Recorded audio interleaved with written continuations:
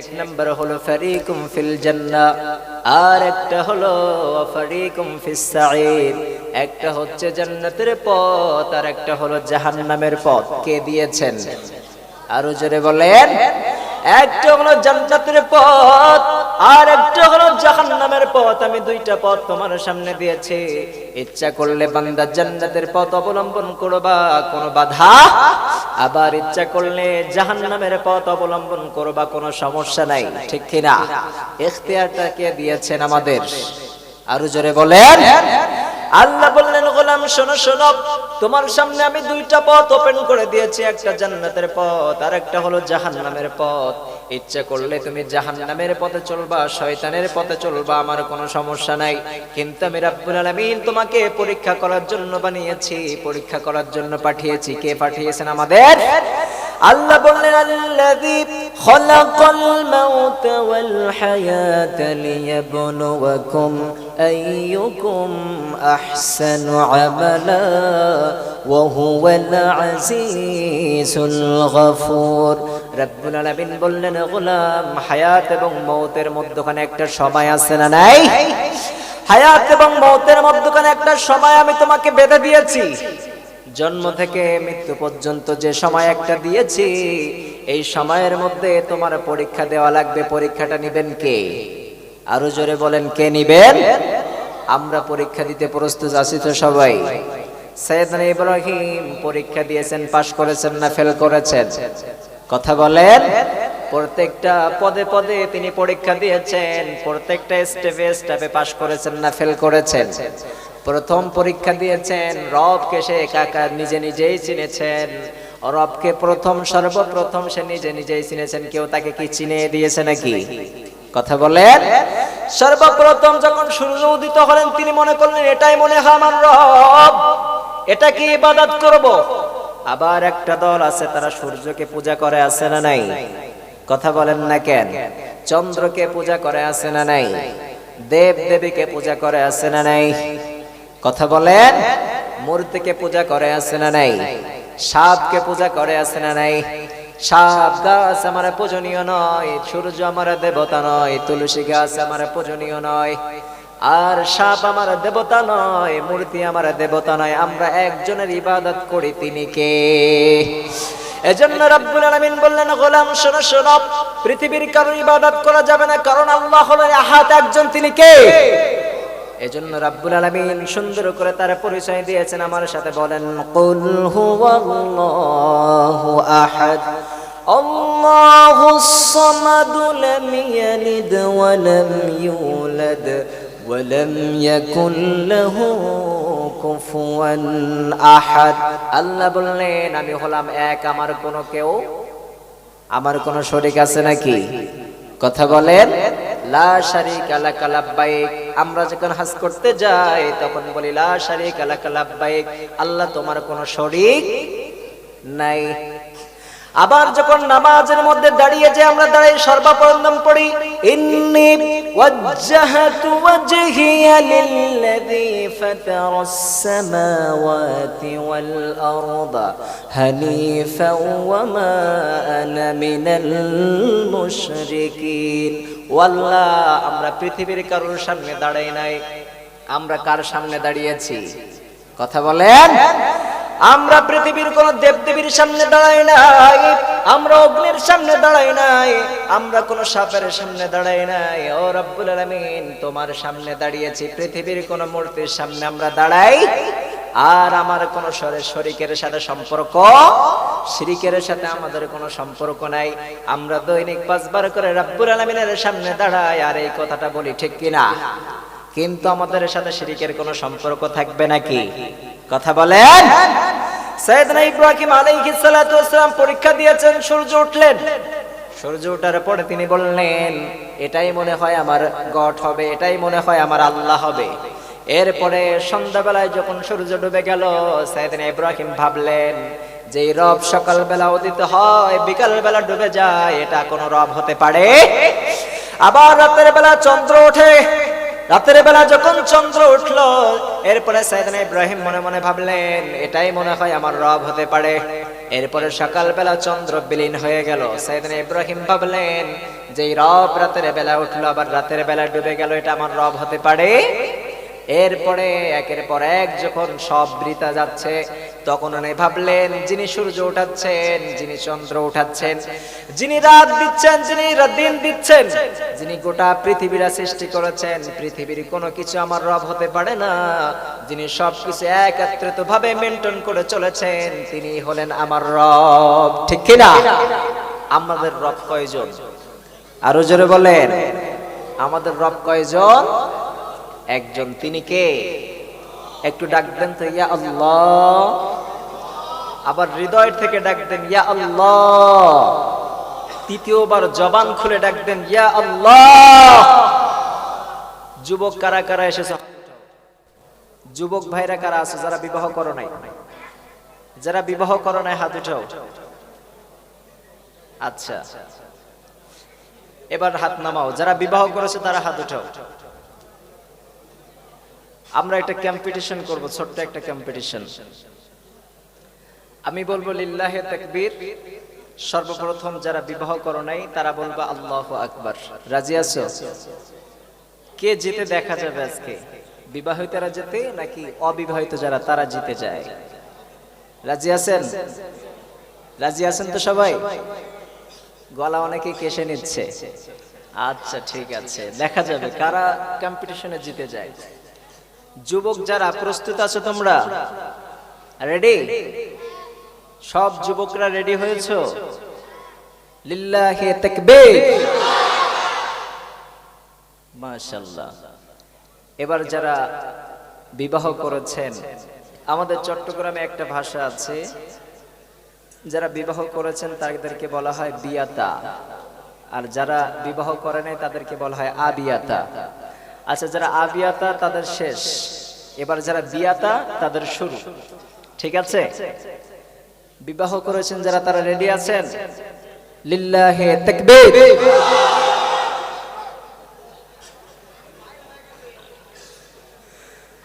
কাদের performance কেমন হলো? বিবাহিতরা কি জিতে গেল নাকি? হ্যাঁ, যুবকদের গলায় কি জোর কম হয়ে গেল? হ্যাঁ, দ্বিতীয়বার কোনো চান্স নাই।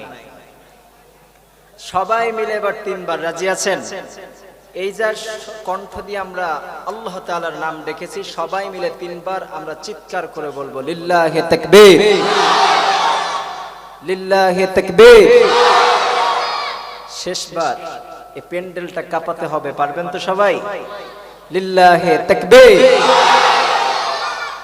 আল্লাহ তাকবীর গুলোকে কবুল করে পড়ে না আমিন। আরো জোরে পড়ে না আমিন।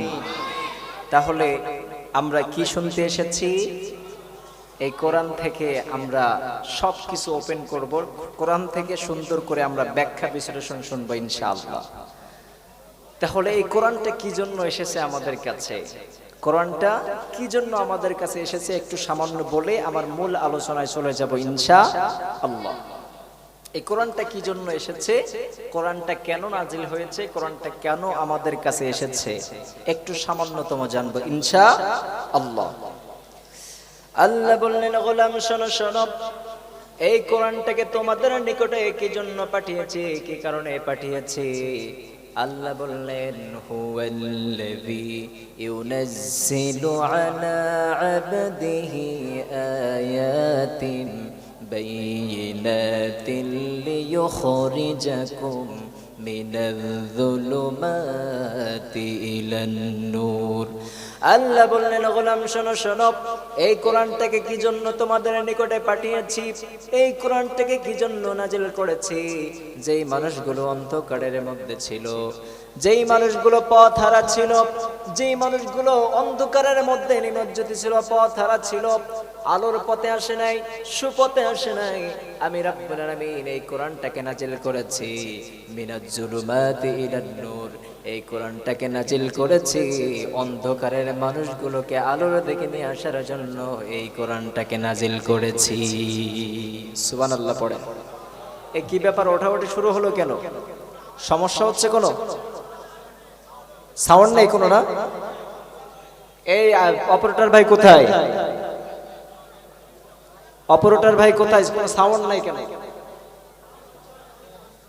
অপারেটর ভাই কোথায় গিয়েছে? সাউন্ড সিস্টেমটা ঠিক করতে হবে আগে। অপারেটর ভাইয়ের কোনো খোঁজ নাই, নিয়ে আসছে কে?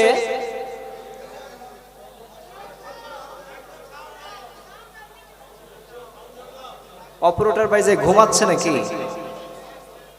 সাউন্ড সিস্টেমটা সুন্দর করার জন্য শ্রোতা শুনতে পায়। আপনাকে ভাড়া করে নিয়ে আসা হয়েছে, আপনি সুন্দরভাবে শ্রোতা যেন শুনতে পায়। আপনি যদি ঘুমান, যে কথা শোনা যাচ্ছে এবারে? এখনো বোঝা যাচ্ছে না? কথা তো বোঝা যায় না ভাই। ভালো করে দেন, সাউন্ডটা সুন্দর করেন যেন শ্রোতা শুনতে পায়। শ্রোতা যদি না শুনতে পায় তাহলে এই সাউন্ডের দরকার কি আমাদের? এত টাকা দিয়ে সাউন্ডের কোনো দরকার নাই যদি শ্রোতা বুঝতে না পারে, ঠিক কিনা? একটু জিকির করি, সুবহানাল্লাহ ওয়ালহামদুলিল্লাহ লা ইলাহা সুবহানাল্লাহ। সাউন্ড কি ঠিক আছে? আলহামদুলিল্লাহ লা ইলাহা সুবহানাল্লাহ ওয়ালহামদুলিল্লাহ লা ইলাহা। আল্লাহ নামের জিকির করবে যারা। এবার ঠিক আছে ভাই, একদম মন শোনেন এবারে। আল্লাহ নামের জিকির করবে যারা, আল্লাহর প্রিয় হবে তারা। আল্লাহর প্রিয় হবে যারা, জান্নাতে প্রবেশ করবে তারা। জোরে লা ইলাহা লা ইলাহা লা ইলাহা লা ইলাহা ইল্লাল্লাহ লা ইলাহা ইল্লাল্লাহ মুহাম্মাদুর রাসূলুল্লাহ সাল্লাল্লাহু। তাহলে আল্লাহ বললেন এই কোরআনটাকে নাজিল করেছি এজন্যই পথহারা মানুষগুলোকে সুপথে আনার জন্য। অন্ধকারে যে মানুষগুলো ছিল, মিনাজ জুলুমাতি ইলান নূর, সেই অন্ধকার প্রাপ্ত মানুষগুলোকে আলোর দিকে নিয়ে আসার জন্য কোরআনটাকে নাজিল করেছে কে? এজন্য এই কোরআনের তেলাওয়াত শুনেছে যারা, পাগল হয়েছে তারা, ঠিক কিনা? বিশ্বনবীর তেলাওয়াত শুনে পাগল হয়েছে মক্কার কাফেররা বেশি না কম? কথা বলেন। আবু জেহেল, আবু লাহাব, উতবা, সাইবা বিশ্বনবীর কোরআন শোনার জন্য, বিশ্বনবীর কথা শোনার জন্য, এই কোরআন তেলাওয়াত শোনার জন্য রাতের অন্ধকারে চোরের মতো তারা কোরআন শুনতে আসতো, ঠিক কিনা? বিশ্বনবী কোরআন তেলাওয়াত করতেন, আবু জেহেল, আবু লাহাব কোরআনের তেলাওয়াত শোনার জন্য আসতেন, ঠিক কিনা?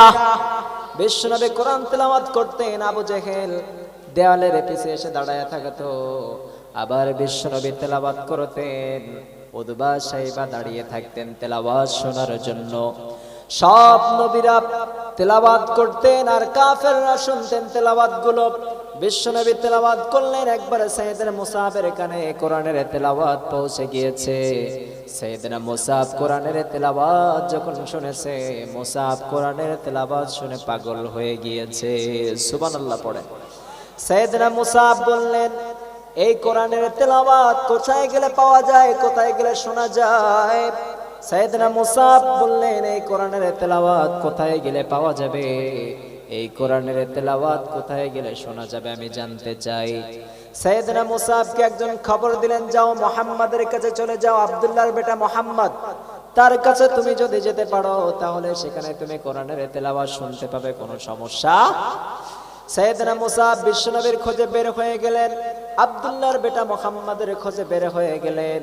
বিশ্বনবীকে খোঁজ করতে করতে বিশ্বনবীর দরবারে পৌঁছে গেলেন। এরপরে বিশ্বনবীকে বললেন, ও নবী, আপনার তেলাওয়াত, কোরআনের তেলাওয়াত আমি শুনতে চাই, ওই কাগজের তেলাওয়াত আমি শুনতে চাই। বিশ্বনবী বললেন, ও মুসাব, এই তেলাওয়াত তো এমনি এমনি শোনা যাবে, এই তেলাওয়াত এমনি এমনি শোনা যাবে না মুসাব। তুমি যদি এই কোরআনের তেলাওয়াত যদি শুনতে চাও রে মুসাব, তোমাকে সর্বপ্রথম ইসলাম ধর্ম গ্রহণ করতে হবে। সুবহানাল্লাহ পড়েন। সাইয়েদনা মুসাব বলেন, ও নবী, এই কোরআনের তেলাওয়াত শোনার জন্য যদি আমাকে ইসলাম গ্রহণ করতে হয়, এই কোরআনের তেলাওয়াত শোনার জন্য যদি আমাকে কালিমা পড়তে হয়, কোনো সমস্যা নাই, আপনি আমাকে কালিমা পড়াইয়া দেন আর আমাকে কোরআনের তেলাওয়াত শোনাইয়া দেন। সুবহানাল্লাহ। সাইয়েদনা মুসাব রাদিয়াল্লাহু আনহু দ্রুত দেরি করলেন না, দ্রুত গোসল করলেন, এরপরে ওযু করলেন, গোসল করলেন, এরপরে বিশ্বনবীর হাতে হাত রেখে কালিমা পড়লেন, আশহাদু আল্লা ইলাহা ইল্লাল্লাহু ওয়া আশহাদু আন্না মুহাম্মাদান আবদুহু ওয়া রাসূলুহু।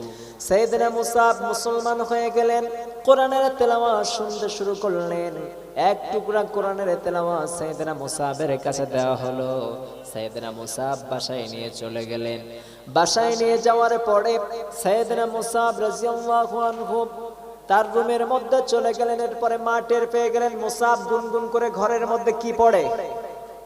এরপরে ভালো করে শুনে সাইয়েদনা মুসাব মুহাম্মাদের দেওয়া বাণী পড়তে থাকে। এই বাণী যে কোনো বাণী না, এটা হচ্ছে কার বাণী? আরো জোরে বলেন, এটা কার বাণী? এটা লৌহে মাহফুজের কালাম, এটা হচ্ছে কোরআনের বাণী। এরপরে মুসাবের মা বুঝতে পারার পর মুসাবকে বললেন, মুসাব, এই কালিমা ছেড়ে দে, মুহাম্মাদের ধর্ম ছেড়ে দে। ও মুসাব, তুই মক্কার মধ্যে সব থেকে ধনী কে? ওই মুসাব যে সকালবেলা যে খানা খাইতেন, বিকাল বেলা ওটা খাইতেন না।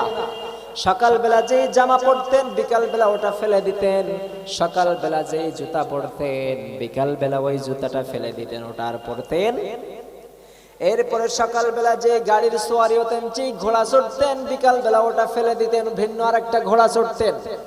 এত ধনী মানুষ ছিলেন। আমাদের মধ্যে কি এত ধনী মানুষ আছে নাকি? কথা বলেন, এত ধনী আছে? সাউন্ড কি এলোমেলো লাগতেছে? একটু সাউন্ড এলোমেলো লাগতেছে না? একটু যেন কেমন যেন হজবজ কেমন লাগতেছে একটু। আমি সাউন্ড সিস্টেমই পাইতেছি না ভালো ভাই। অপারেটর ভাই যেন আরেকটু ঠিক করেন হালকা করে। সাইয়েদনা মুসাব এত ধনী ছিলেন যে সকালবেলা যেই জামা পরতেন, বিকালবেলা ওটা কি করতেন? ফেলে দিতেন, ওটা পরতেন না। এত ধনী ছিলেন। আমাদের মধ্যে এমন ধনী কেউ আছে নাকি? কথা বলেন। স্টপ হয়ে যান না রে ভাই, একটু কথাটা বন্ধ করে দেই না আমরা একটু। এই সাইডে এত কথা হচ্ছে কেন ভাই? এত কথা হলে কথা বলা সম্ভব? আমার দ্বারা সম্ভব না ভাই। তো মুসাব এত ধনী ছিলেন, এত ধনাঢ্য ব্যক্তি ছিলেন, আমাদের মধ্যে তো এত ধনী নাই। তো মুসাবের মা বলতেছে, মুসাব, তুই যে এত ধনাঢ্যবান, মুহাম্মাদের কালিমা পড়ে কি নিবি তুই? কি পাবি এর মধ্যে? এর মধ্যে কোনো মজা নাই। সাইয়েদনা মুসাব বললেন, মা শোনো শোনো, আমি সাইয়েদনা মুহাম্মাদের ধর্ম গ্রহণ করেছি, আমিও তোমাকে মুহাম্মাদের ধর্মের মধ্যে শামিল করতে চাই। ও মা, বিশ্বনবীর তেলাওয়াত শুনে আমি পাগল হয়েছি, কোরআনের মুজিজায় আমি পাগল হয়েছি। ও মা, ইসলামের স্বাদ আমি পেয়েছি, এই স্বাদ আমি তোমাকেও দিতে চাই। ও মা, তুমি কি ইসলামের বাণী কি গ্রহণ করতে চাও নাকি? মুসাবের মা বললেন, আমি কখনোই ইসলাম ধর্ম গ্রহণ করব। এরপরে মুসাবকে আটকে রাখলেন ঘরের মধ্যে। মুসাবের মা মুসাবকে আটকে রাখলেন। এরপরে বললেন, মুসাব রে খাবার বন্ধ করে দাও। মুসাব যেহেতু ইসলাম ধর্ম ছাড়বে না, মুসাব রে খাবার বন্ধ করে দাও। মুসাব রে অনেক লোভ দেখানো হলো। মুসাব বললেন, আমার জীবন চলে যাবে, আমার সব কিছু ধ্বংস হয়ে যাবে। ও মা, আমার জীবনটাও যদি তুমি বের করে নাও, আমার জীবনটা আমি হাসতে হাসতে দিয়ে দেব, তবে ইসলাম ছাড়বো। সব কিছু আমি বিলীন করে দিব, সব কিছু আমি অক্ষ করে দিব, তবু আমি ইসলাম ধর্ম কোনোদিন ছাড়তে পারবো।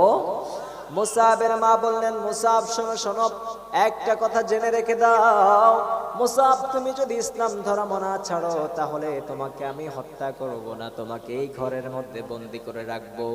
দেখতে চাই কতদিন তুমি না খেয়ে থাকতে পারো, কতদিন তুমি এই ঘরের মধ্যে একা একা বন্দি থাকতে পারো, তোমার সবকিছু বন্ধ। মুসাব বললেন, ঠিক আছে, কোনো অসুবিধা আমার তুমি খানা নাও দিতে পারো, সবকিছু বন্ধ করে দিতে পারো, তো কোনো সমস্যা নাই, কিন্তু ইসলাম ধর্ম আমি কোনোদিন ছাড়াবো, ইসলাম ধর্ম ছাড়াবো না। সাইয়েদনা মুসাব রাদিয়াল্লাহু আনহু ঘরের মধ্যে দরজা বন্ধ করে দিলেন। সাইয়েদনা মুসাব কোরআনের তেলাওয়াত করে, আর রাব্বুল আলামিন জান্নাত থেকে মুসাবের জন্য আঙ্গুর ফল পাঠিয়ে দেয়। সুবহানাল্লাহ পড়বেন না? আমরাও যদি ঈমান আনতে পারি আমাদের খাওয়াবেন কে? এজন্য করে সঠিক ঈমান আনার দরকার আছে না নাই? সঠিকভাবে ঈমান আনতে হলে দৃঢ় ঈমান যারা আনবে তাদের সফলতা দান করবেন কে? আর মুমিন সব সময় বিশ্বাস করবে একজনের, তিনি কে? মুমিনদের ব্যাপারে রাব্বুল আলামিন বললেন, আল্লাহু লা ইলাহা ইল্লা হুয়া ওয়া আলাল্লাহি ফালইয়াতাওয়াক্কালিল মুমিনুন। রাব্বুল আলামিন বললেন, গোলাম শোনো শোনো, মুমিন যারা হবে এরা পৃথিবীর কারো উপরে বিশ্বাস করবে না, একজনের উপরে বিশ্বাস করবে, তিনি কে? আমরাও বিশ্বাস করব কার উপরে? পৃথিবীর কারো উপরে বিশ্বাস করতে চাই না, কিন্তু আমরা জানি, আমরা মনে করি যে আমার ব্যবসা যদি না থাকতো মনে হয় আজকে আমি না খেয়ে দুনিয়া থেকে বিদায় হয়ে যেতাম, ঠিক কিনা?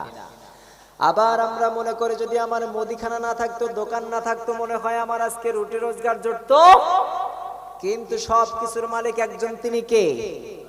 আরো জোরে বলেন।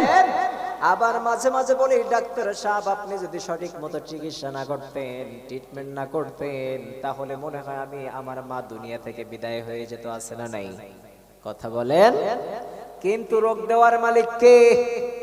আবার রোগ নিরাময় করার মালিক কে? সব কিছু পারেন কে? পৃথিবীর সব মানুষ যদি আপনাকে মারতে চায় আর রাব্বুল আলামিন যদি আপনাকে বাঁচাতে চায়, কেউ মারতে পারবে নাকি? কথা বলেন। আবার পৃথিবীর সব মানুষ যদি আপনাকে বাঁচাতে চায় আর পৃথিবীর সব ডাক্তাররা মিলে যদি আপনাকে বাঁচাতে চায়, বাঁচাতে পারবে নাকি? কথা বলেন। সব কিছুর উপর ক্ষমতাবান একজন, তিনি কে? আরো জোরে বলেন। এজন্য রাব্বুল আলামিন বলেন, আল্লাহু আলা কুল্লি শাইইন কাদির, সব কিছুর উপর ক্ষমতাবান একজন, তিনি কে? তার উপর ক্ষমতাবান কেউ আছে নাকি? কথা বলেন। তার উপর ক্ষমতা কারোর চলতে পারে, চলবে হবে, কারো উপর কোনো ক্ষমতা নাই, সব কিছুর উপর ক্ষমতাশীল একজন, তিনি কে? আল্লাহ সুবহানাহু ওয়া তাআলা। এজন্য করে রোগ দেওয়ার মালিক রাব্বুল আলামিন, রোগ থেকে নিরাময় করার মালিক রাব্বুল আলামিন, সব কিছুর উপর ভরসা করতে হবে। এজন্য করে সাইয়েদনা মুসা আলাইহিস সালাতু ওয়াস সালাম, একবার তার পেটের মধ্যে যন্ত্রণা শুরু হয়েছে, প্রচুর যন্ত্রণা হচ্ছে। সাইয়েদনা মুসা রাব্বুল আলামিনকে বললেন, রাব্বুল আলামিন পেটের মধ্যে তো যন্ত্রণা শুরু হয়েছে, কেমনে কি করা যায়? রাব্বুল আলামিন বললেন, ও মুসা, দ্রুত করে যাও ওই গাছের পাতা নিয়ে আসো, ওই গাছের পাতা তুমি রস করো, এরপরে তুমি ভক্ষণ করো, তোমার পেটে ব্যথা ভালো হয়ে যাবে। সুবহানাল্লাহ পড়েন।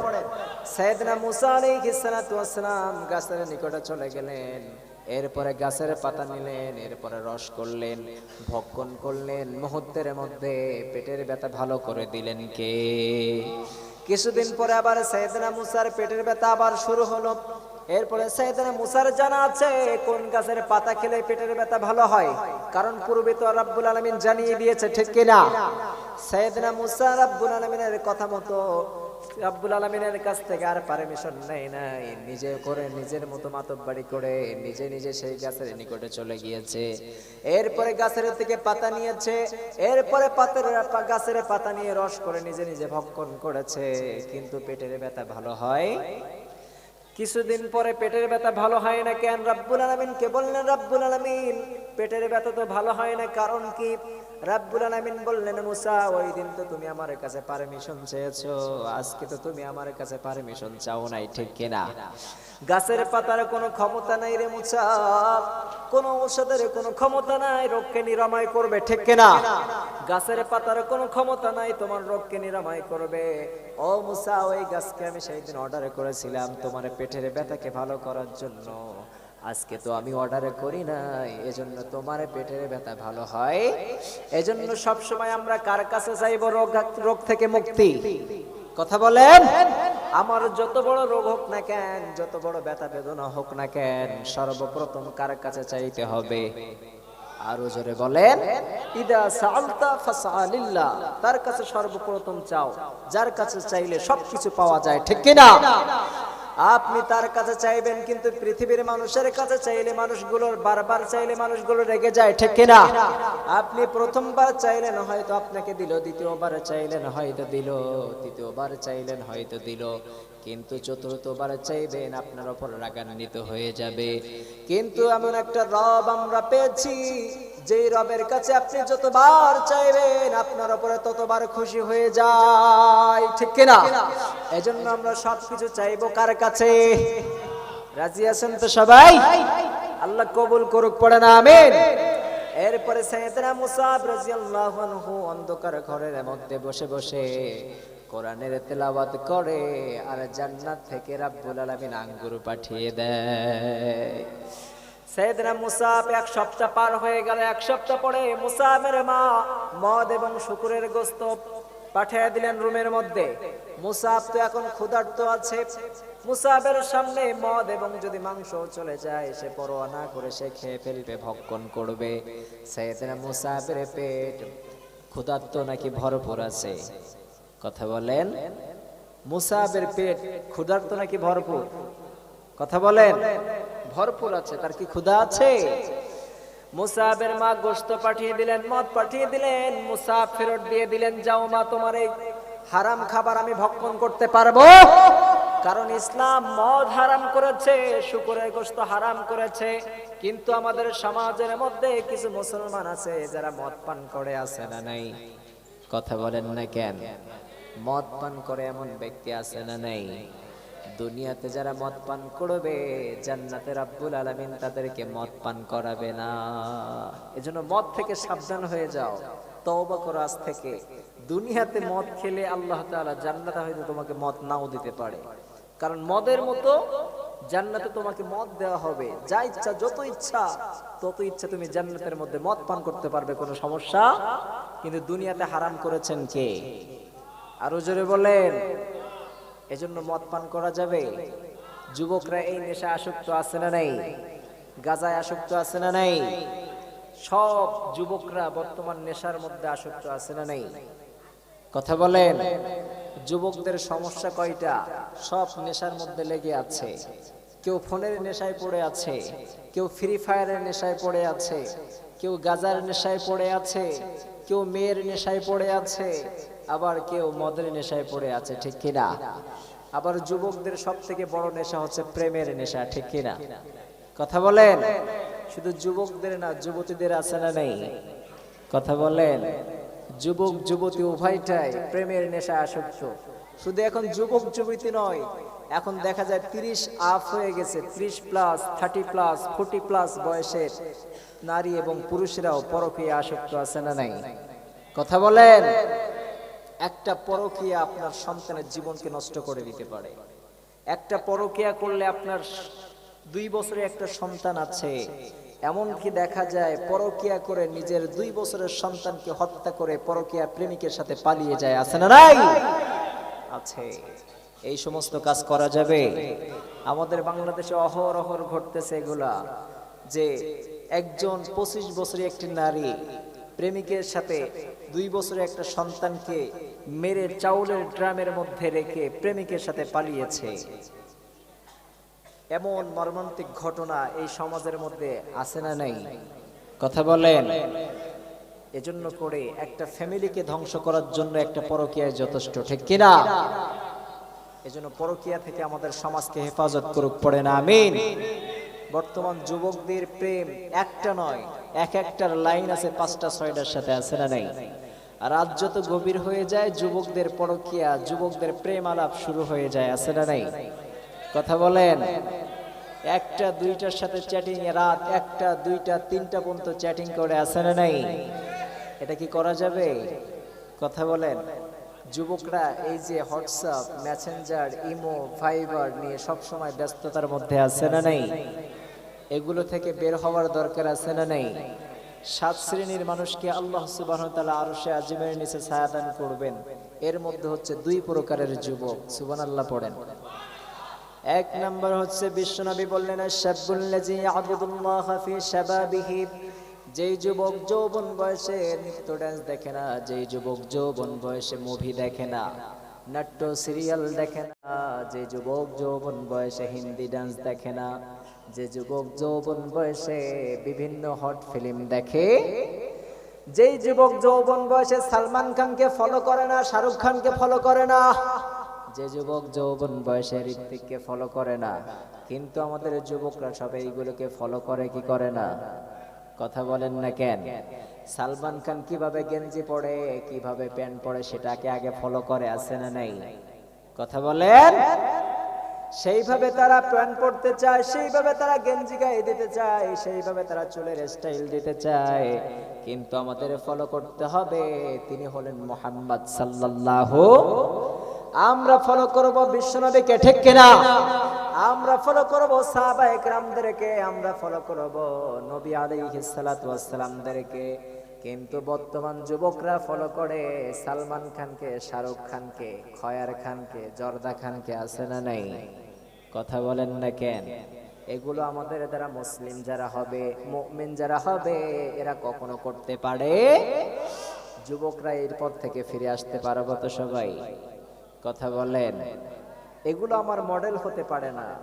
আমার মডেল হলো বিশ্বনবী মুহাম্মদুর রাসূলুল্লাহ সাল্লাল্লাহু আলাইহি ওয়াসাল্লাম।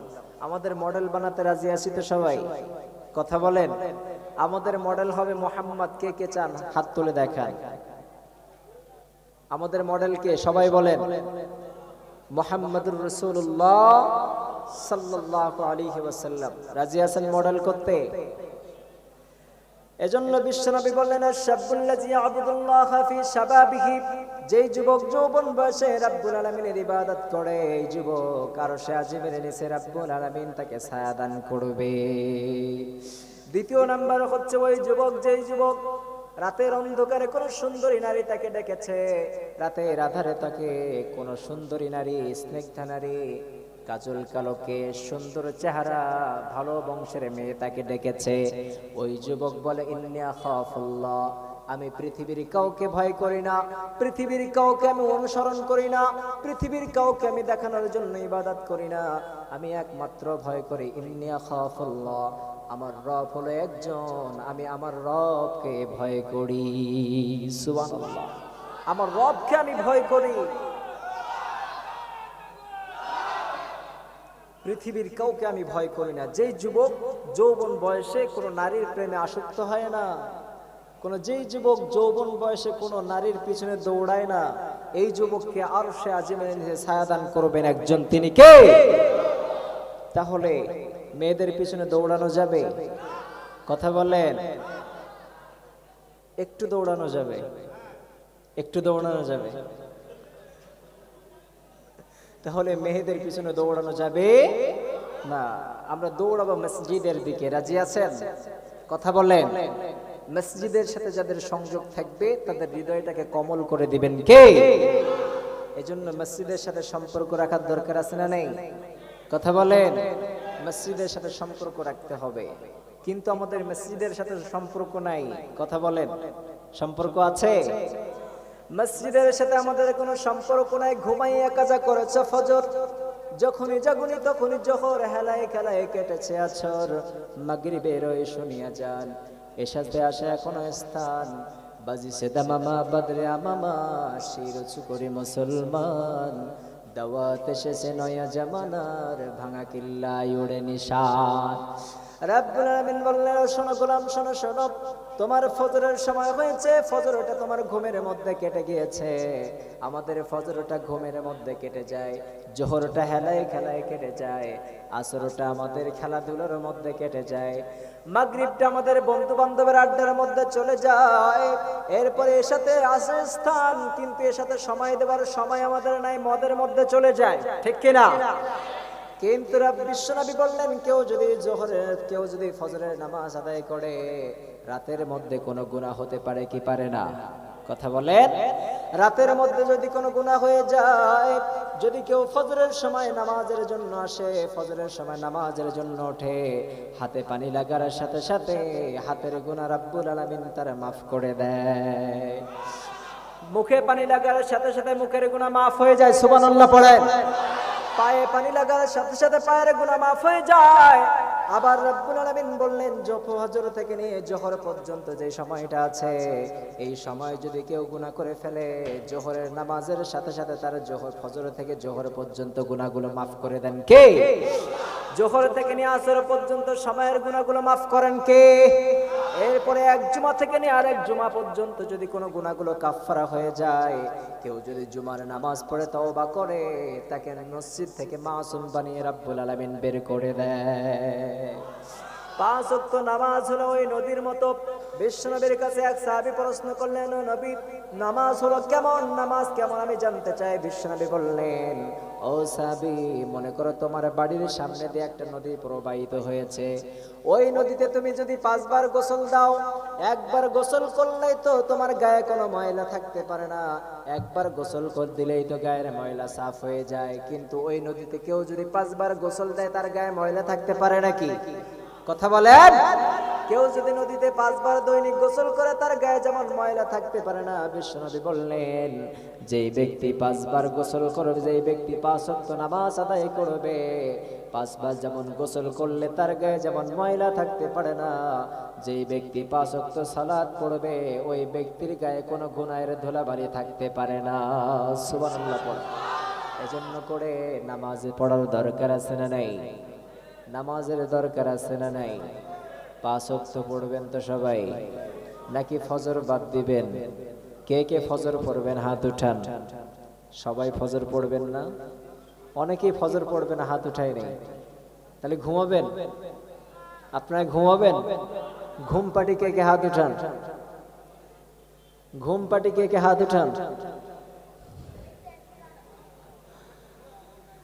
তাহলে আমরা ফজরের সালাত আদায় করব ইনশাআল্লাহ। আল্লাহ বললেন তোমরা নামাজ কায়েম করবা। কার কথা? আল্লাহ বললেন নামাজ কায়েম করবা।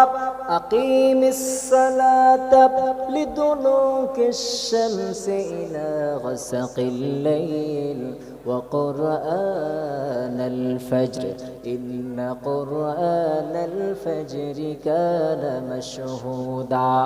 রব্বুল আলামিন বললেন, গোলাম শোনো শোনো, নামাজ কায়েম করবা। কার কথা? আকিমিস সালাহ, নামাজ কায়েম করবা। নামাজ কায়েম ছাড়া জীবনে জান্নাত পাওয়া যাবে? আপনি নিজে নামাজ পড়লেন, এরপরে আপনার সন্তানকে নামাজের আদেশ দেন নাই। আপনি নিজে নামাজ পড়লেন, আপনার স্ত্রীকে নামাজের আদেশ দেন নাই। আপনি নিজে সালাত আদায় করলেন, আপনার পরিবারকে নামাজের আদেশ দেন নাই। আপনি নিজে নামাজ আদায় করলেন, আপনার এলাকাবাসীকে নামাজ পড়ার অনুমতি দেন নাই, আদেশ করেন নাই। আপনি নিজে একা একা নামাজ পড়লেন, এরপরে কিয়ামত যদি কায়েম হয়ে যায়, আপনি নিজে যেই নামাজ পড়লেন, এর জন্য রব্বুল আলামিন আপনাকে জান্নাতের সার্টিফিকেট দিবে। মনে করেন আপনাকে জান্নাতের সার্টিফিকেট দিল। জান্নাতের সার্টিফিকেট হওয়ার পরে আপনি যখন জান্নাতের দিকে রওনা হয়ে যাবেন, আপনার সন্তান আপনাকে পিছন দিক থেকে ডাক দিবে, আর আপনার সন্তানকে তো আপনি নামাজের আদেশ দেন নাই। ওই সন্তান রব্বুল আলামিনকে বলবে, রব্বুল আলামিন আমার বাবা কোথায় যায়? রব্বুল আলামিন বলবেন, তোমার বাবা সালাত আদায় করেছে, এজন্য সে সালাতের চাবি পেয়েছে, নামাজের চাবি পেয়েছে। নামাজের চাবি হলো জান্নাত, সে জান্নাতে যায়। কিন্তু আমার বাবা জান্নাতের চাবি পেয়েছে, কিন্তু আমাকে তো নামাজের কখনো আদেশ দেয় নাই। আমার বাবা ইংলিশ মিডিয়ামের জন্য সকালবেলা আমাকে জাগিয়ে দিত, ইংলিশ মিডিয়ামে না গেলে আমাকে মারধর করতো, আছে না নাই?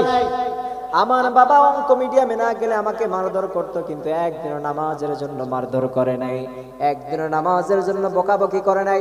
আমার বাবা যদি নামাজের জন্য বকাবকি করতো, আমার বাবা যদি নামাজের জন্য আমাকে মারধর করতো, তাহলে অবশ্যই আমি নামাজ পড়তাম, ঠিক কিনা? আমার বাবা আমাকে নামাজের আদেশ দেয় নাই, আমার পরিবারকে নামাজের আদেশ দেয় নাই। আমাকেও যদি আজকে জাহান্নামে যেতে হয়, আমার বাবাকে আমার সাথে জাহান্নামে পাঠিয়ে দেন, কিন্তু নিজে নিজে নামাজ পড়লে জান্নাতে যাওয়া যাবে। আপনি নিজে সালাত আদায় করবেন, আপনার পরিবারকেও সালাতের আদেশ দিবেন। কার কথা?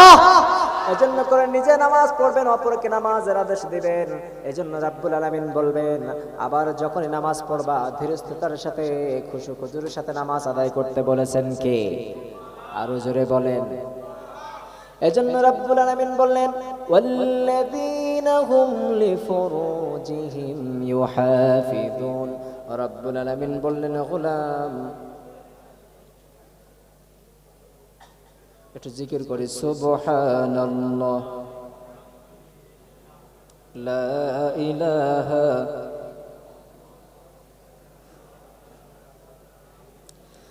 লা ইলাহা ইল্লাল্লাহু মুহাম্মাদুর রাসূলুল্লাহ সাল্লাল্লাহু।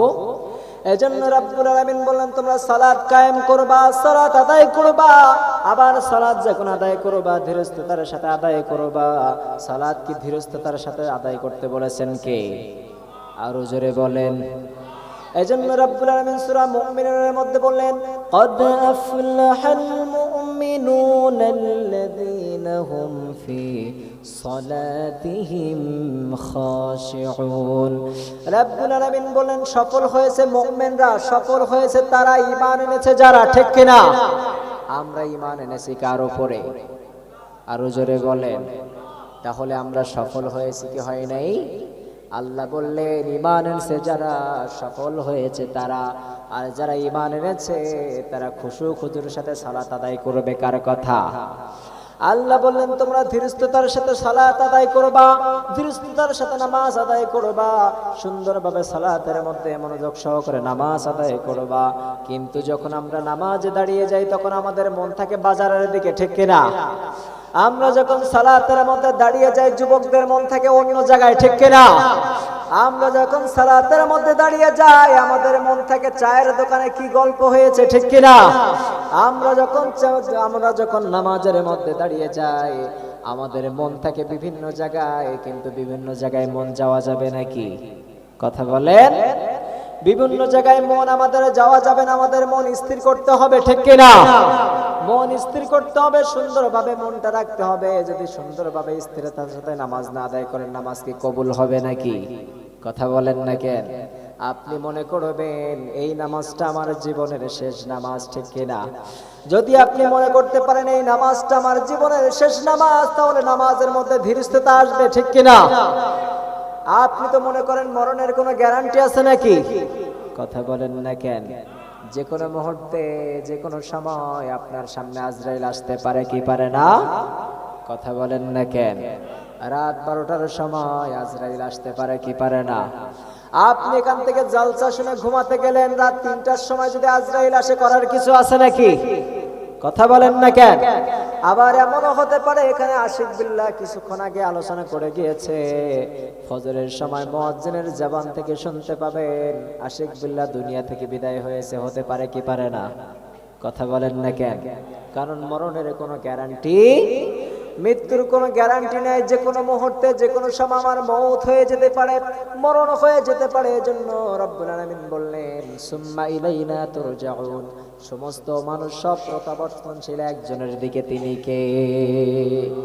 এজন্য করে আমরা প্রত্যাবর্তনশীল তার দিকে। অবশ্যই আমাদের এই মৃত্যুর সাথে সাক্ষাৎ হয়ে যাবে, মৃত্যুর সাথে মোলাকাত হয়ে যাবে। ফাইন্নাহু মুলাকিকুম। অবশ্যই আমাদের সাথে আজরাইলের সাথে সাক্ষাৎ হবে। একজন হাত উঠান তো যার আজরাইলের সাথে সাক্ষাৎ হবে না, উঠাতে পারবেন নাকি? কথা বলেন। একজন নাই যার সাথে আজরাইলের সাথে সাক্ষাৎ হবে না। সবাইকে আজরাইলের সাথে সাক্ষাৎ করতে হবে। সবাই আজরাইলের সাথে সাক্ষাৎ করবে। আমরাও সবাই আজরাইলের সাথে সাক্ষাৎ করব কি করব না?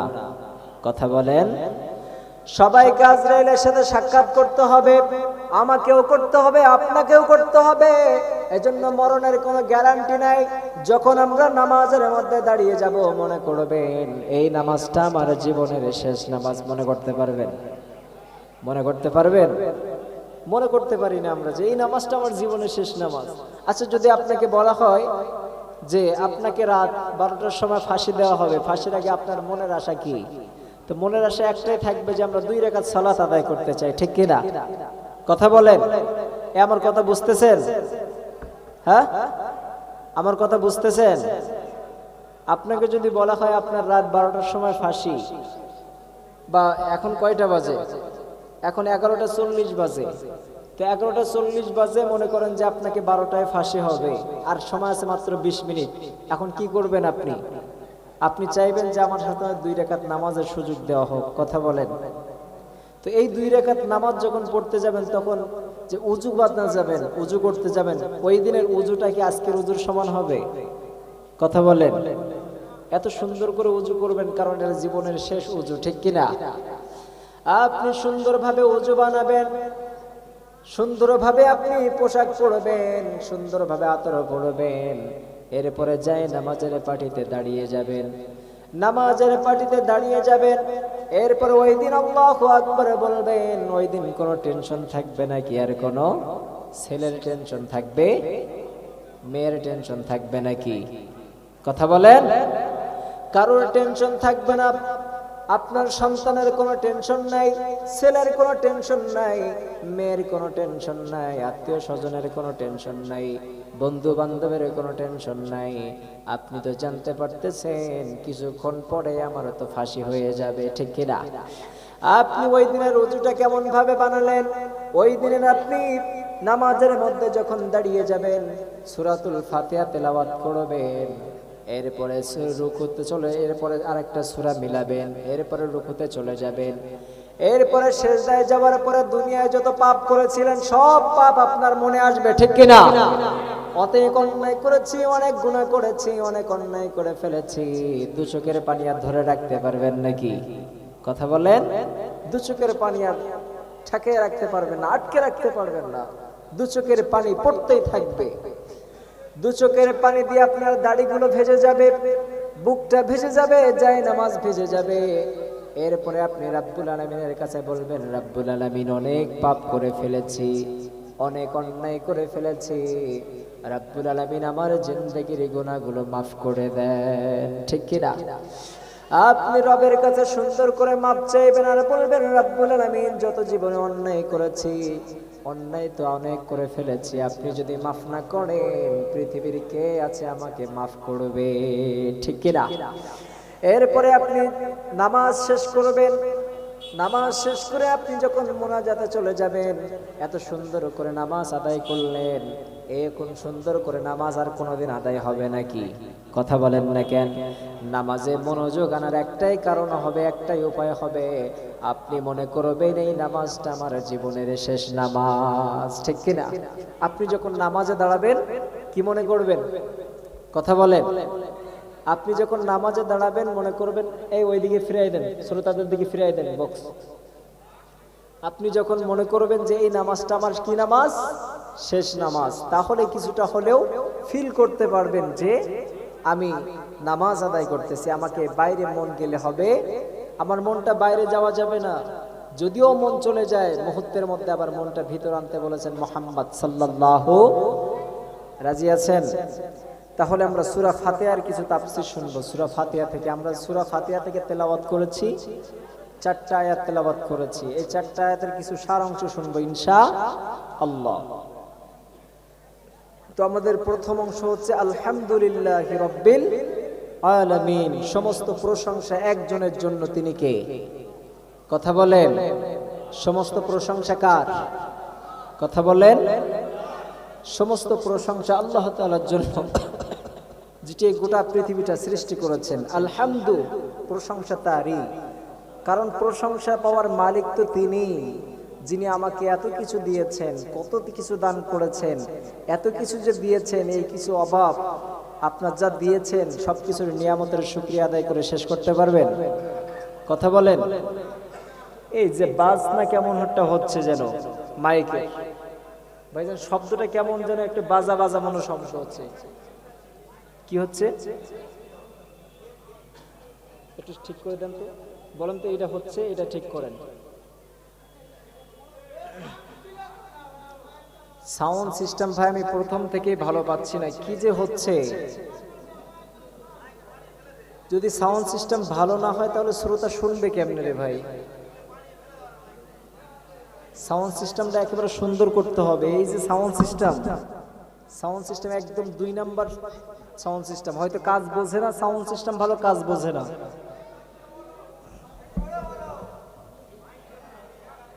আপনি ভাই সাউন্ড সিস্টেমটা সুন্দর করেন, একেবারে সুন্দর করে ফেলেন। সাউন্ড সিস্টেমটা সুন্দর করেন, তাহলে কতগুলো নিয়ামত আল্লাহ তাআলা আমাকে দিয়েছেন, আপনাকে দিয়েছেন, এই নিয়ামতের শুকরিয়া কিয়ামত পর্যন্ত আদায় করলে শেষ হবে? কথা বলেন। কিয়ামত পর্যন্ত আদায় করলে শেষ হবে না। কত নিয়ামত আমরা পেয়েছি। সাউন্ড সিস্টেম যেন একটু হচ্ছে। আমি প্রেশার দেবো কেন ভাই? 2 ঘন্টা কি এইভাবে কথা 2 ঘন্টা এইভাবে কথা বলা যায়? কথা এমন এখান থেকে বলবো, কথা টানতে হবে। কথা আমি এখান থেকে বলবো, এখানে শুনতে হবে, টানতে হবে। আপনি তো 3 নাম্বার মাইকে না। আমি এখান থেকে কথা বলবো, এটা শুনবে এখান থেকে। আমি কি এইভাবে 3 ঘন্টা এইভাবে কথা বলবো? কথা বলতে এইভাবে আমার অভ্যেস নাই। আমি এখান থেকে কথা বলবো, এইভাবে সুন্দরভাবে বসে আস্তে আস্তে কথা বলবো, কথা টানবে মাইকে। আপনি এটা 3 নাম্বার, সেটা বলেন না। আমি কথা এর মধ্যে যেয়ে বলবো আমি? এটা তো সম্ভব না ভাই। 3 ঘন্টা এইভাবে বসে কথা বলা যায়? আমি তো বলবো সুন্দরভাবে শান শৌকতে বসে বসে কথা বলবো, কথা টানবে এখান থেকে। আমার তো এইভাবে কথা বলা অভ্যেস নাই। কথা এখান থেকে বলবো, কথা টানতে হবে এখান থেকে। এই মাইকেই টেনে নিয়ে যাবে। আপনারা দেখেন যে অনেক সময় দেখেন যে মাইক ওই জায়গায় ফিট করে থাকে, এখান থেকে কথা টানে। কেমনে টানে? সেটা দামি মাইক সেটা। আপনার এটা তো দামি না, এটা 300 টাকার মাইক নিয়ে আসছেন আপনি এখানে।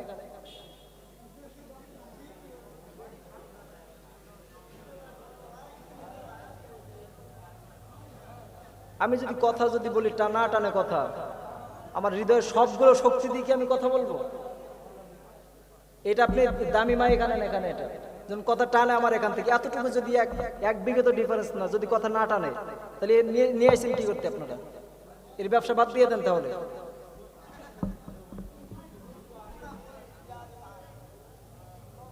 এখান থেকে কথা বলে সারাদিন এইভাবে বসে বসে কথা বলা তো সম্ভব না ভাই।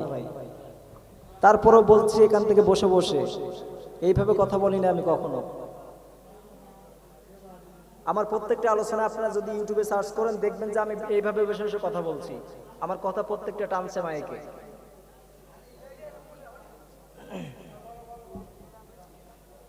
তাহলে আমরা নিয়ামত পেয়েছি, আল্লাহ সুবহানাহু ওয়া তাআলা অনেক নিয়ামত আমাদেরকে দিয়েছেন, যেই নিয়ামতের শুকরিয়া কিয়ামত পর্যন্ত আদায় করে শেষ করা যাবে না। এই আস্তে এবার চুপ থাকেন ভাই, একটু কষ্ট হলে আমি বলছি, সমস্যা নাই। তবে এরপর থেকে এই সমস্ত মাইক ব্যবহার করবেন না।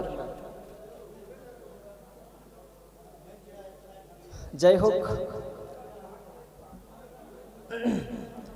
আল্লাহ সুবহানাহু ওয়া তাআলা কত নিয়ামত দিলেন একটু হিসাব করে দেখা যাক। একটু হিসাব করে আমরা, চুপ থাকেন ভাই। আল্লাহ তাআলা কত যে নিয়ামত আমাদেরকে দিয়েছেন একটু হিসাব করি আমরা আজকে। আমার চুল থেকে শুরু করে নিয়ে নখ পর্যন্ত কত নিয়ামত দিয়েছেন একটু হিসাব করেন আজকে, একটু মিলান। এই চুপ থাকেন ভাই। এই যে ব্রেন দিয়েছেন, এই ব্রেনটা নিয়ামত কার? কথা বলেন। এই সমাজে অনেক মানুষ আছে না যারা ঘুরে বেড়ায়, বিভিন্ন ব্রেনের সাইকো সমস্যা আছে, অনেক সমস্যা আছে, যারা কথা বলতে পারে না, অনেক সমস্যা আছে যাদের মেধা নাই, তাদের নিজের সন্তানকেও চিনতে পারে না, নিজের পিতাকেও চিনতে পারে না, মাতাকেও চিনতে পারে না, এমন সন্তান আছে না নাই? কথা বলেন। আল্লাহ তাআলা তাদের মেধা শক্তি দেয় নাই, তাদের মেধা শক্তি দেয় নাই, তাদের আমাদেরকে দিয়েছেন। এই নিয়ামতের শুকরিয়া কোনোদিন আদায় করছেন? কথা বলেন।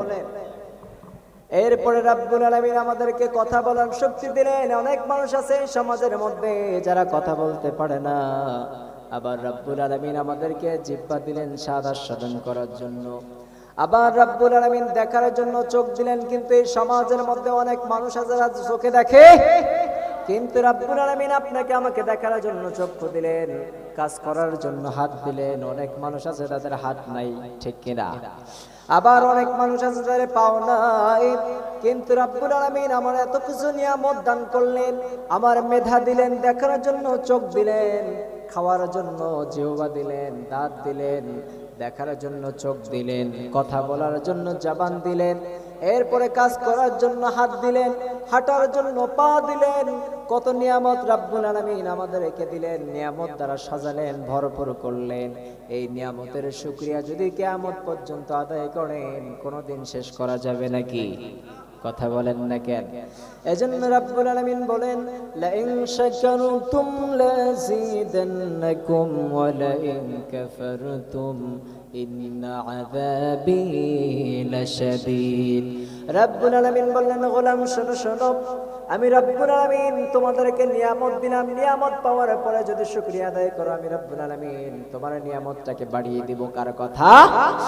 আর নিয়ামত পাওয়ার পরে যারা শুকরিয়া আদায় করবে না, আমি রব্বুল আলামিন ইন্না আযাবি লাশাদীদ, তাদের কঠিন আযাবের মধ্যে গ্রেফতার করবেন কে? এজন্য করে নিয়ামতের শুকরিয়া আদায় করতে রাজি আছেন তো সবাই? এরপর রব শব্দের অর্থ হচ্ছে রব্বুল আলামিন, আমার যখন যেটা প্রয়োজন, আমার যখন যেটা চাওয়ার ছিল, আমার প্রত্যেকটা আশা আমার চাওয়ার আগে যিনি পূরণ করেন তিনি একমাত্র রব। ঠিক কিনা? আমার চাওয়ার আগে যিনি আমার আশা পূরণ করেন তিনি কে? রব শব্দের অর্থ হচ্ছে আমার চাওয়ার আগে যিনি আমার আশা পূরণ করেন তিনি কে? তিনি রব। রব শব্দের অর্থ হচ্ছে তিনি, যিনি আমার চাওয়ার আগে মনের আশা পূরণ করেন। সুবহানাল্লাহ পড়েন। আবার একটা উদাহরণ যদি দেই, মায়ের রেহেমের মধ্যে যখন আপনি ছিলেন ছোট, এরপরে মায়ের রেহেমের মধ্যে ধীরে ধীরে যখন আপনি আস্তে আস্তে বড় হওয়া শুরু করলেন, আপনি একদিনও বলছেন নাকি রব্বুল আলামিন আমার মায়ের রেহেমটাকে আপনি বড় করে দেন, কারণ আমি ধীরে ধীরে বড় হচ্ছি, কারণ আমার অসুবিধা হবে থাকার জন্য, একদিনও বলছেন নাকি? কিন্তু আপনি বড় হয়েছেন, রব্বুল আলামিন আস্তে আস্তে আপনার মায়ের রেহেমটাকে প্রশস্ত করে দিয়েছে। আপনার চাওয়ার আগে আপনার মায়ের রেহেমটা প্রশস্ত করেছেন কে? আবার কিছুদিন পরে আপনি যখন মায়ের রেহেম থেকে ছোট্ট একটি জায়গা থেকে দুনিয়ার বুকে পদার্পণ করলেন, দুনিয়ার বুকে যখন আগমন করলেন, দুনিয়ার বুকে আসার পরে ওই মা তোমার সমস্ত মানুষরা সব আপনার খাবারের লাইনটা কেটে দিয়েছে। দুনিয়ার মানুষ কত নিষ্ঠুর, একটাই মাত্র খাবার লাইন ছিল, একটাই মাত্র নাড়ি দিয়ে আপনি খাওয়া দাওয়া করতেন, কিন্তু দুনিয়া আসার সাথে সাথে সেই খাবারের লাইনটাও কেটে দিয়েছে।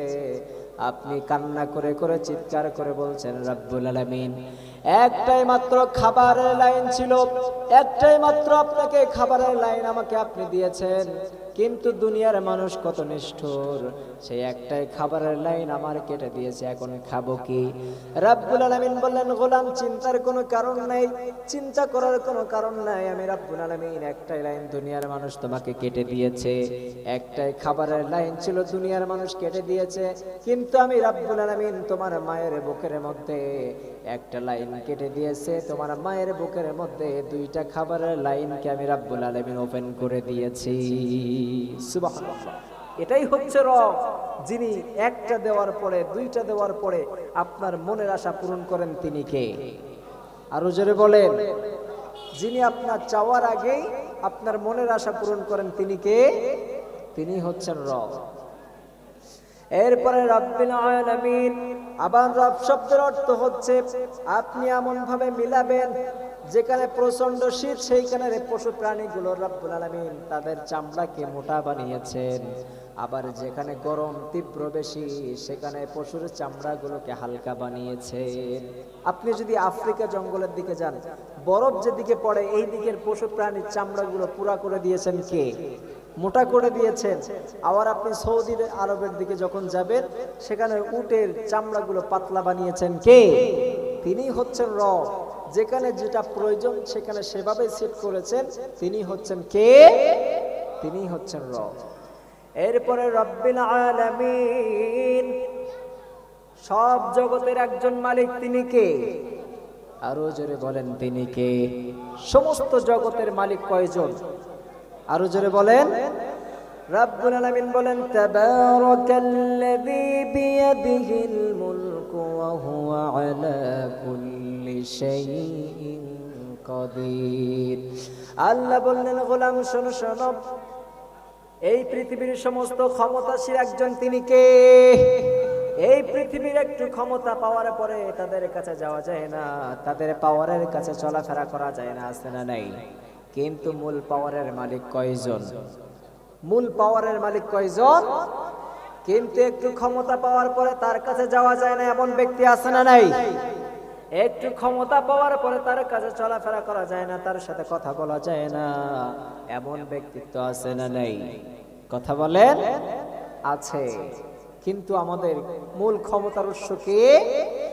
আবার ইজ্জত দেওয়ার মালিক কে? ইজ্জতটাকে কেড়ে নেওয়ার মালিক কে? ওয়াতুইজ্জু মান তাশা ওয়া তুযিল্লু মান তাশা বিয়াদিকাল খায়র। রাব্বুল আলামিন বলেন আমি ইচ্ছা করলে সম্মানের চেয়ারে বসাই, আবার ইচ্ছা করলে সম্মানের চেয়ার থেকে নামাই, ঠিক কিনা? কথা বলেন না কেন? আবার সম্মান দেওয়ার মালিক কে? সম্মান থেকে নামানোর মালিক কে? এজন্য করে তার কাছে কোনো বাড়াবাড়ি করা যাবে নাকি? আমাদের সমাজ একটু ক্ষমতা পাওয়ার পরে তাদের সামনে কথা বলা যায়? কথা বলেন। একটু মেম্বার অথবা চেয়ারম্যান হলে তার সামনে যাওয়া যায় না, কিন্তু আসল মূল ক্ষমতার মালিক কে? আমাদের বাংলাদেশে দেখা যাচ্ছে ক্ষমতা নিয়ে বাড়াবাড়ি আছে না নেই? ক্ষমতার দ্বন্দ্ব আছে না নেই? আওয়ামী লীগ বিএনপি নিয়ে মারামারি আছে না নেই? একজন আরেকজনের উপরে হামলা আছে না নাই? মামলা আছে না নাই? রাতের অন্ধকারে একজন আরেকজনকে হত্যা করে আছে না নাই? আছে। একজন আরেকজনকে গুম করে নিয়ে রাতের অন্ধকারে কে কোথায় নিয়ে বস্তা বন্দি করে নদীর মধ্যে ফেলে দেয়, আছে না নাই? মানুষ যদি ভালো হয় তাহলে ফেরেশতাকে ছাড়িয়ে যায়, সুবহানাল্লাহ পড়ে। আর মানুষ যদি খারাপ হয় পশুর থেকেও হার মানায়, ঠিক কিনা? দলিল হচ্ছে বিশ্বনবী একবার মেরাজে যাবেন। বিশ্বনবী যখন মেরাজে যাচ্ছেন, সাইয়েদনা জিবরাইল আলাইহিস সালাতু ওয়াস সালাম, তার শেষ বর্ডার হলো সিদরাতুল মুনতাহা। শেষ বর্ডারের নাম কি? সিদরাতুল মুনতাহা। এখানে যে বলছে ও নবী আর যাওয়ার সুযোগ নাই, এটাই আমার লাস্ট ডেস্টিনেশন, এটাই আমার লাস্ট স্টেশন, এখান থেকে যদি আমি উড়াল দিয়ে সামনে 1 সেকেন্ড উড়ে চলে যাই, আমার সমস্ত পাখাগুলো আল্লাহ তাআলার নূরের তাজাল্লিতে ধ্বংস হয়ে যাবে, ঠিক কিনা? ও নবী এখান থেকে আপনি একাই যেতে হবে আপনার। এটাই হচ্ছে প্রমাণিত হয়, এটাই হলো দলিল। যেখানে সাইয়েদনা জিবরাইলের খেলা শেষ হয়েছে, ওখান থেকে বিশ্ব নবীর খেলা শুরু হয়েছে, ঠিক কিনা? তাহলে মানুষ যদি দামি হয় ফেরেশতার থেকে দামি হয়ে যায়, ঠিক কিনা? আবার মানুষ যদি খারাপ হয় পশুর থেকেও হার মানায়, পশুকেও হার মানায়। কারণ একটা পশু আর একটা পশুকে হত্যা করার পরে 10 টুকরা 15 টুকরা করে বিলায় দেয় না। একটা পশু আর একটা পশুকে হত্যা করে 4 টুকরা 5 টুকরা মাথা এক জায়গায় করে পা এক জায়গায় করে কি ফালায় দেয় নাকি? কথা বলেন। তো মানুষ এত খারাপের খারাপ, আমাদের বাংলাদেশে মাথা এক টুকরা এক জায়গায় বস্তায় ভরে রাখে, 4 হাত পা এক জায়গায় বস্তায় ভরে রাখে, এখান থেকে আলাদা করে আরেক জায়গায় ফেলে রাখে, আবার এখান থেকে আরেক জায়গায় ফেলে রাখে, চেনার কোনো উপায় নাই। এমন লৌহজনক ঘটনা আছে না নেই? কথা বলেন। আবার রাতের অন্ধকারে একজন আরেকজনকে মেরে বস্তা বন্দি করে নদীর মধ্যে ফেলে দেয়। 3-4 দিন পরে, 3 থেকে 4 দিন পরে ওই লাশ ফুলে ফেফে নদীর কিনারায় ভেসে ওঠে বিভৎস অবস্থায়, মুখ চেনা যায় না, সমস্ত অঙ্গ প্রত্যঙ্গগুলো ফুলে যায়, বিভৎস অবস্থায় ওঠে, ঠিক কিনা? আচ্ছা আচ্ছা আচ্ছা আচ্ছা। তাহলে যদি মানুষ যদি দামি হয় ফেরেশতাকেও হার মানায়, আর মানুষ যদি নিকৃষ্ট হয় পশুর থেকেও হার মানায়। বালহুম আদল, পশুর থেকেও নিকৃষ্ট। একটা ঘোষণা হচ্ছে, একটা স্মার্টফোন হারিয়ে গিয়েছে, স্মার্টফোনটা পাওয়া গিয়েছে, যার হয় প্রমাণ দিয়ে স্টেজ থেকে নিয়ে যাবেন। যাই হোক, এই সমস্ত মাঠে এই সমস্ত মাইক দ্বারা আমি কথা বলতে বড্ড কষ্ট হচ্ছে আমার ভাই। তারপরেও এখানে অনেক বড় প্যান্ডেল ছিল, কিন্তু যে মানুষের আনাগোনা ছিল, কিন্তু মানুষগুলো সব উঠে যাচ্ছে। কারণ এই কথা যদি না বুঝতে পারে তাহলে মানুষ কি শুনবে কি, আর থাকবেও বা কি, ঠিক কিনা? এজন্য যাই হোক, আল্লাহ তাআলা যতটুকু কথা বলছে আমাদের কথাগুলো কবুল করুক। হ্যালো ভাই, বলেন।